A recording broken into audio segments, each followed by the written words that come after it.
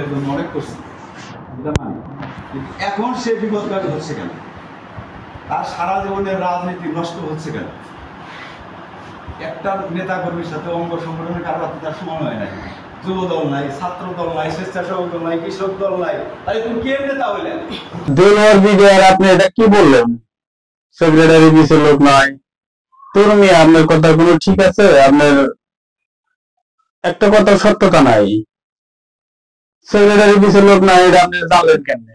আমি তো দেখি আপনার পিছে লোক নাই। স্বেচ্ছাসেবক দলের সভাপতি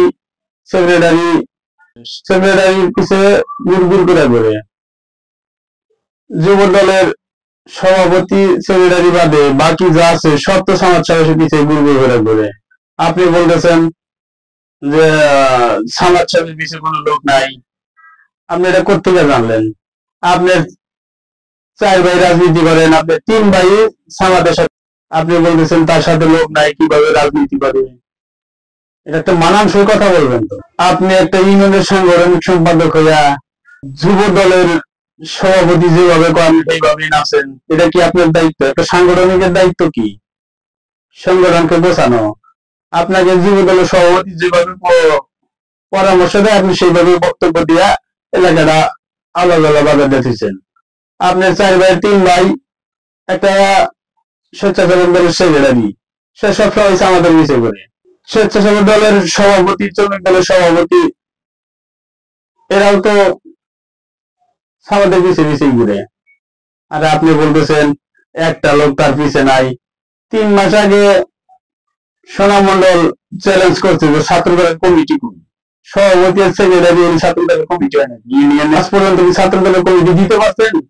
এক সভাপতি আর সেক্রেটারি বলতেছেন ছাত্রদল রাজ্যের প্রজা নাই, রাজা দিয়ে সবকিছু হয় নাকি? আপনি ছাত্রদলের প্রজা কই সদস্য? আপনার কাজ খালি ভেজাল লাগান। আপনি বললেন কি হুমায়ুন যোগ্য না, ফারুক যোগ্য না, মানে নিলাম হুমায়ুন যোগ্য না, ফারুক যোগ্য না।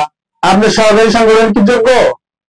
আপনার সহকারী সাংগঠনিক একটা পুলিশের দালাল, সে সবসময় পুলিশের ওসির ছবি ফেসবুকে পোস্ট দিতেছে। একটা রাজনীতিক লোক এখানে পুলিশের সাথে দালালি করবে। আমি কালিয়াতি থানার ওসির কাছে অনুরোধ জানাচ্ছি যে আপনার নাম বিক্রি করে সিভিলিয়ান একজন লোক আপনারা তদারকি করেন। আপনার পাশে দালাল দিয়ে ভরা, চামচা দিয়ে ভরা। এরপরে বলেন কৃষক দলের কমিটি সেরা কমিটি। এই কৃষক দলের কমিটি যখন হয় তখন আপনি গতবার পার্টি অফিসে বড় বড় বক্তৃতা দিলেন যে আপনাদের কথার বাইরে কমিটি দিচ্ছে, সেই থানার নেতা করে পা কাইটা দিবেন। 1 মাস যাইতে না যাইতে আবার আপনি পল্টি দিলেন। এখন বলতেছেন কৃষক দলের কমিটি সেরা। কৃষক দলের সেক্রেটারি যুবলীগের সদস্য, ছবি দেখেন আপনি। আর সেই কমিটি আপনার এখন সেরা কমিটি হয়ে গেল। আপনি যখন মূল দলের কমিটি করছেন তখন তো আপনি এটাই বলছেন যে কমিটি সেরা কমিটি। এখন আবার হুমায়ুন যোগ্য না, ফারুক যোগ্য না। আপনি তো আকবর মেম্বার কে মারার জন্য বলছেন, কাদেরকে বলছেন, কাদের মাস্টারকে বলছেন রাজনীতি করে। তাহলে এখন এই কাদের মাস্টার প্রিয়ভক্তি হয়ে গেছে।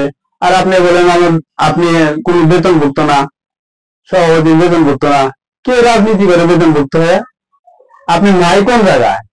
হাটের ইজারাদারের মধ্যে আপনি আছেন, হাটের গরুর হাটের ইজারাদারের মধ্যে আপনি আছেন। আপনি সব জায়গা থেকে বাঘ খান। বাঘ কম পড়লে অমুকে আর ভালো না। এখন আপনার বাঘে কম পড়ছে, এখন কাদের ভালো হয়ে গেছে এটা, আর সামাদ ভালো না। তারপরে আপনার আছেন আমাদের শিহাব ভাইয়ের কথা বলি। উনি এখন স্মার্ট ব্যক্তি, বা সিটিতে লেখাপড়া করে। তার ফেসবুক খুললেই দেখা যায় যে সে অমুকের জন্মদিন, তমুকের জন্মদিন চামচাবি। আরে শিহাব ভাই, আপনি একজন ভার্সিটি পুরো ছাত্র, আপনি ইউনিয়নের নেতৃত্ব দিবেন, থানার নেতৃত্ব দিবেন, আশা করি আপনাকে অনেক কিছু।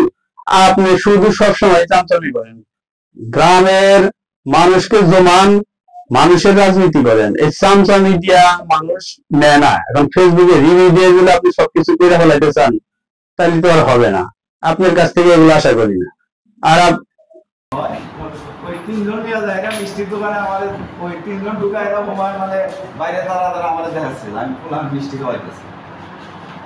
তাহলে এইগুলা কি সহ্য হয়?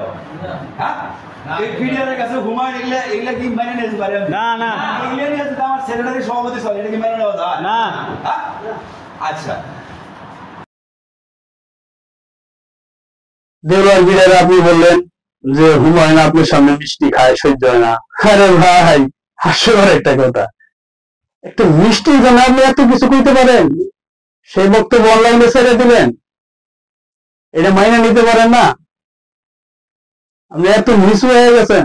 হুমায়ুনকে বলে দিচ্ছি, হুমায়ুন সাহেব আপনি ডেলার বিডিআরকে মিষ্টি করে নিয়ে ইচ্ছা মধ্যে একটা মিষ্টি খাওয়াবেন, দেখবেন ডেলার বিডিআর আপনার পক্ষে।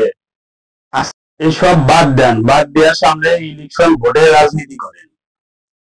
এসব একজনের পিছে লাগে আর একজনের পিছে লাগে কিছু করা যায় না।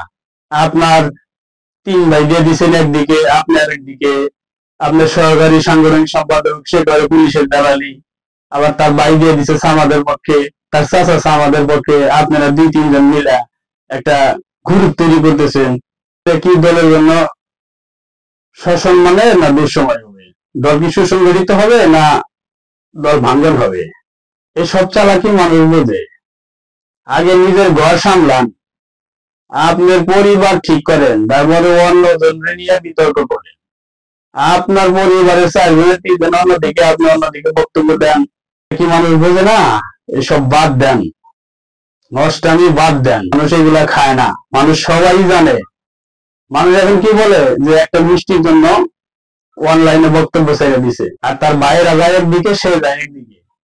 এটা সুবিধা নেওয়ার জন্য যেগুলো করতেছেন, এটা সব মানুষ বোঝে। আশা করি আপনি একটা ইউনিয়নের সাংগঠনিক সম্পাদক, এটা কোনো কাজ না, এটা সাংগঠনিক কাজ না। দলকে আরো সুসংগঠিত করেন, মানুষ ভালো বলবে। সামনে ইলেকশন, ভোটের রাজনীতি করেন, ডিবেট করবেন না।